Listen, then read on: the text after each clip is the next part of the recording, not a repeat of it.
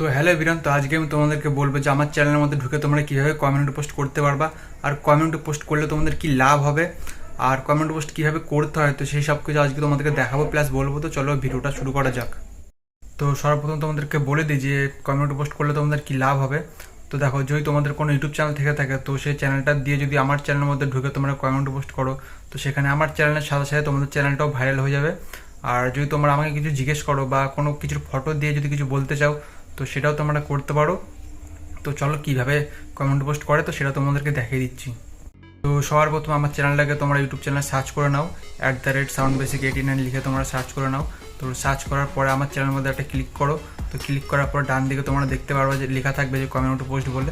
তো সেখানে তোমরা ক্লিক করে পোস্ট করতে পারো।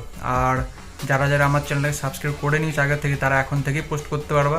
আর যারা যারা নতুন যে সাবস্ক্রাইব করবে এখন, তো তাদের 24 ঘন্টা পরে তারা করতে পারবা পোস্ট। তো সাবস্ক্রাইব করে নাও, তারপর তোমরা পোস্ট করতে পারবা যারা নতুন নতুন। আর যারা পুরনো তারা তো সাবস্ক্রাইব করাই আছে, তারা এখন থেকে চাইলে পোস্ট করতে পারো। তো চলো দেখা হচ্ছে নেক্সট ভিডিওতে।